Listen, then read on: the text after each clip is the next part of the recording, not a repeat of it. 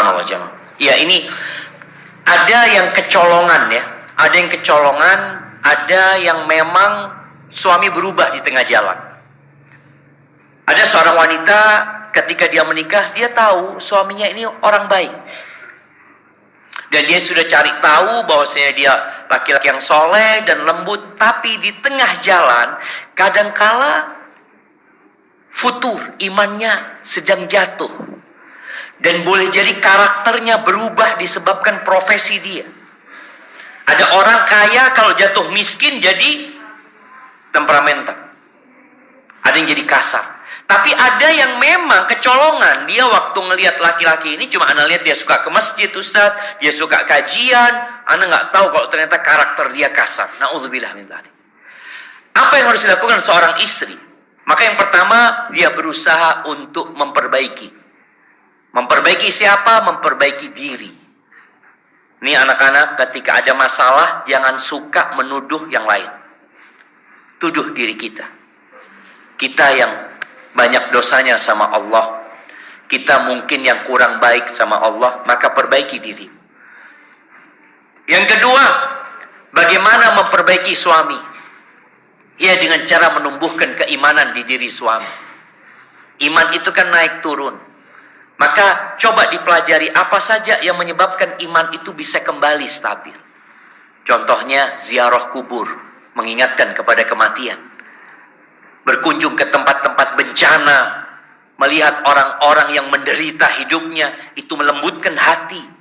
Kemudian datang kajian, belajar bagaimana suaminya diajak, ayolah sekali-kali datang kajian, mungkin sebulan sekali, sepekan sekali ya, diajak pelan-pelan. Tapi kalau ternyata suaminya tetap nggak berubah dan terakhirnya terjadi perceraian, apa yang harus dilakukan seorang wanita?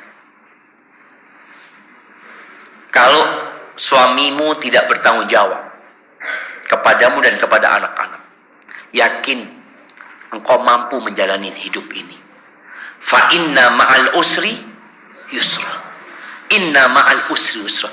Jangan akhirnya hidup terus menceritakan keburukan suaminya, keburukan orang tuanya. Karena ada seorang ibu yang kemudian terus menanamkan kebencian ke dalam anaknya, mengatakan bapakmu itu na'udzubillah min dzalik, enggak tanggung jawab, ibu sampai jadi buruh, ibu jadi pembantu, macam-macam. Jangan. Kenapa? Karena kita sedang berjalan menuju kepada Allah Azza wa Jalla. Anak ingat kemarin ada seorang wanita yang curhat sama anak ketika haji ya.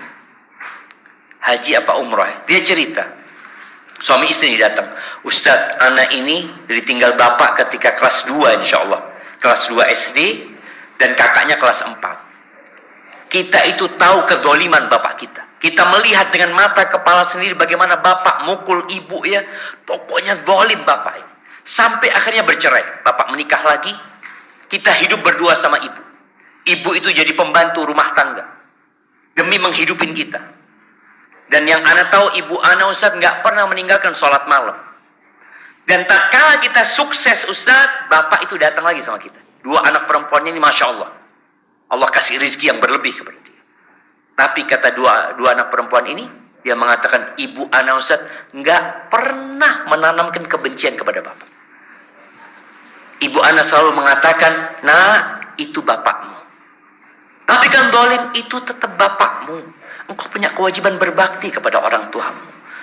Jangan berharap balasan dari bapak, tapi berharap balasan dari Allah Subhanahu wa Ta'ala.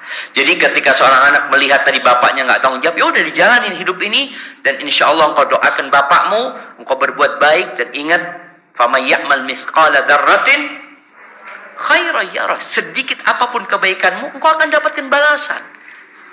Jangan berharap balasan dari manusia. Hadza wallahu a'lam bissawab.